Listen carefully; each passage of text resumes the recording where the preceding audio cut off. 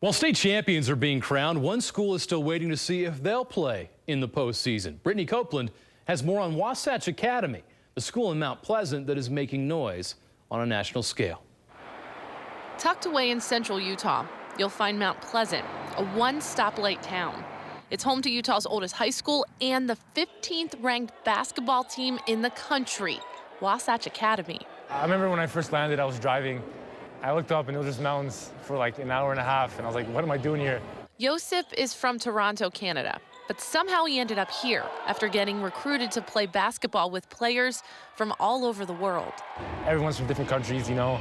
Like last year we had one kid from the States. This year we have two players from the States. So having that diversity in our game, I think really makes us different from the other teams. Wasatch Academy plays a very competitive schedule that has taken them from California to Massachusetts. Even though they're not home often, head coach Curtis Condi is quick to correct anyone on the matter of who is the best team in the state. We're the #1 ranked team in the state, but we beat earlier the #1 5A team. Gotta clarify. Clarify that. The Deseret News does a poll, and we're the #1 team in the state. Rebound still loose, and it's Frank kick with a two-handed flush.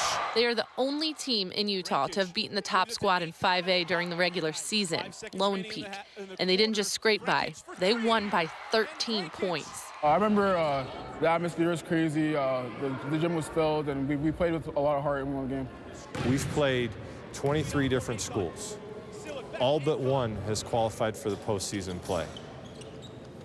Some have won state titles, some have won their conference or league or region title. You know, that's pretty good. You know, we've played the toughest schedule and we're 23-4. Wasatch Academy did not participate in the state basketball tournament, but they did at one point. And if you look up in the rafters, you can tell by those banners it was rather successful. That was part of the reason why they wanted to make the jump to being an independent. It really wasn't fun for our guys to drive 6 hours and win by 45.